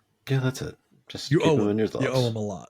And all the joy that you've gotten from high fiving people over the years, that can be attributed directly to Dusty Baker. That's it. And all the frustration us white folks got when trying to do the high five and just cannot get it down. Took a long time. Lost a lot of good men out there trying to get that high five down. A lot of broken noses, a lot of concussions. We are not a coordinated bunch. No, if I'm not mistaken, I think Mets pitcher Tom Seaver missed 6 games in the 78th season. He had a busted orbital socket from a missed high five. So that's how it happens, man. You just can't risk it. You can't risk it. It should have been outlawed, honestly. It's too dangerous. Yeah, for sure. All right. So anyway, that's how we'll wrap it up. I think it's a good ending, and on a high note, and on a lighter note as well from some of the things we talked about. So there we go. So with that having been said, again, as always, a very deep and sincere thank you to our global audience. We really appreciate you and appreciate you listening. Make sure that you like, share, subscribe, blah, blah, blah. We're on Spotify, Apple Podcasts, anywhere you can get a podcast for all intents and purposes. Ours is there. And then, of course, obviously our YouTube channel, our content drops first on YouTube. New episodes drop on Wednesdays on YouTube and then Thursdays on podcast platforms. So we're doing everything in our power to keep you entertained. We have lots of clips on the show as well on YouTube and TikTok and Twitter or I guess it's X, not Twitter anymore. So yeah, so we've got everything out there, man. Check us out and we'll do our best to keep you entertained. And that's it for this episode. We will see y'all next week. Good night. Thanks, everybody. T-minus 10, 9. That was the intro, not the outro. Good night again.